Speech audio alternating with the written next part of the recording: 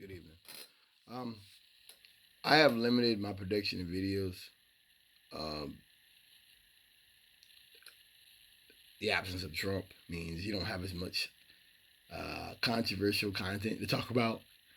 Um, that's a good thing. All I can really say about Joe Biden is I think his cognitive ability is definitely in question, as well as, well, I'll leave it at that. Christo, um, Ivalis did a video talking about Donald Trump being banned from Christian churches and how his congregation being broken up as a result of his rhetoric and his what he did. Let me start by saying I was raised in the church. My grandfather was a minister. I was raised in the church. I can recite the books of the Bible by memory. I think that Trump was really their moment. Organized Christianity. I think it was their moment. I think that Trump was an icon more than he was someone with any type of a long-term perspective or viewpoint. I don't even think Trump is capable of that. I think at this point it's like push the pedal down, run into the brick wall full speed. That's what Trump really to me was advocating. That he's saying the things people have wanted to say for years but couldn't, and that's bad. Like that's bad. I don't want people running around doing whatever they think without any consequences, because if that was the case, people would be getting run over every day. People will be people, like, I don't want that world. That's bad. That's not a good thing. It's entertaining when I look at it, because it's like, yo, like, this is how they really are, but it's terrifying because you should be scared. You shouldn't want people to know that you guys are like this, out and out racists and homophobes and things like that.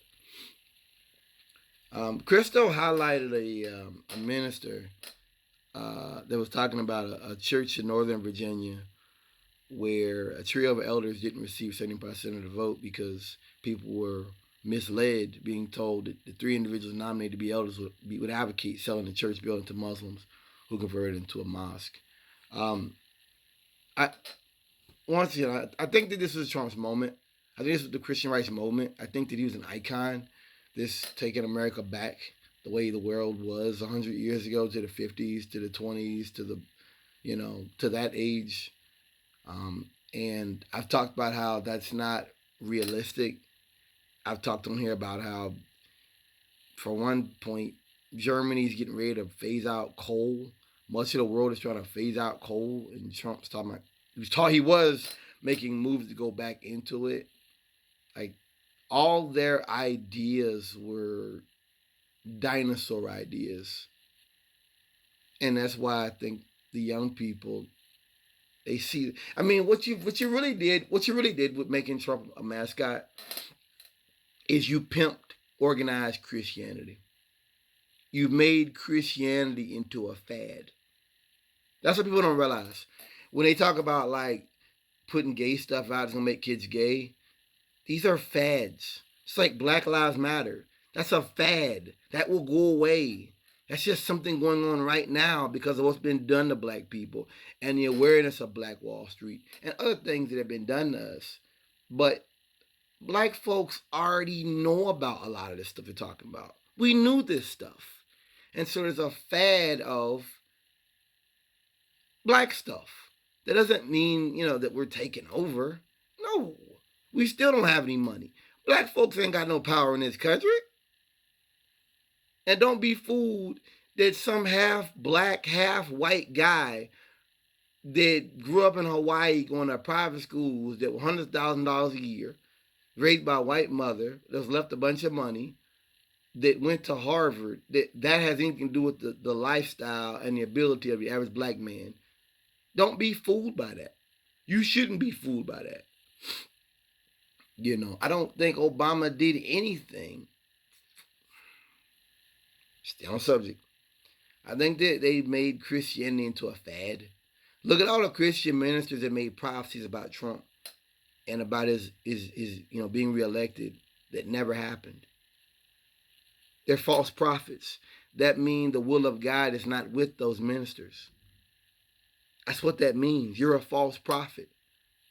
Oh, there's been false prophets in the past, but that's what that means. And I think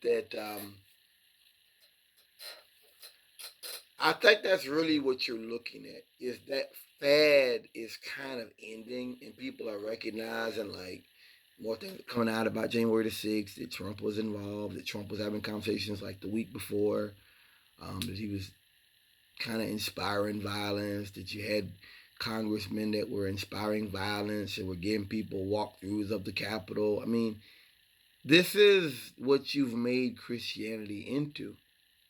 It's not just I'm a Republican, I'm this, or I'm also Christian.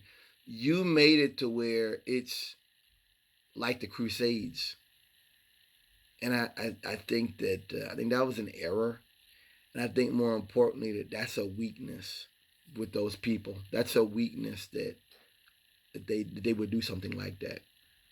I think that Trump pimped them. I don't think Trump cares about the long term validity of the Republican Party. I don't think Trump cares about the long term validity of evangelical Christianity. I don't think Trump gives a damn about any of that stuff. I think he pimped a bunch of ignorant, angry white men who just live in the past and want the rest of the world to go back to the past. That's it. And as I've talked about, much of that stuff can't even happen. I'll give you an example. There were people around Trump that were talking about repealing, was it Ober versus Hedges versus Oberfall, the gay marriage case.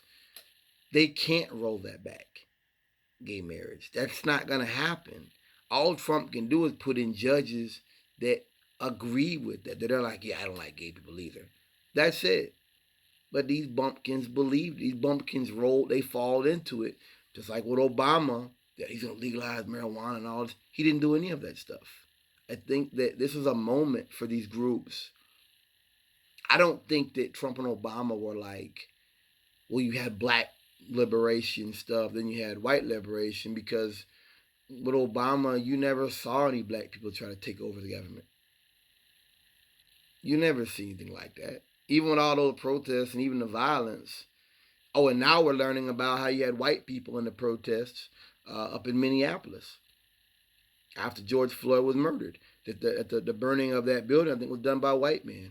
That they had a Napa store where a guy was breaking out windows. That was a white man. Yeah, I'm sure there's many other cases of fires being started and damage being done that was just done by white people, just to make that case of these are violent insurrections. We should listen to them. That's to me what. Well, staying on subject, I don't think those are the same. I don't think the impetus behind Obama on the grassroots was the same as Trump's. I think Trump's was much more dangerous. I think Trump's was much more of a uh, scorched earth type philosophy. Whereas I think Obama was kind of moving us into this new neoliberal phase of hopefully diplomacy. But anyway, I just think that this is Christianity's moment, evangelical Christianity, and I think that Trump made it a fad, and I think that like all fads, they come to an end. Look at all the things people wore back in the '80s, in the '70s. Look at that movie. What was the movie they got with the pimp? We got the big platform shoes with fish bowls in the heels and the big hat. Look at all the stuff they wore back in the day. People don't wear that stuff now because it was a fad. It was a fad, and we moved on from it. And that's what Trump made Christianity. And that's a shame.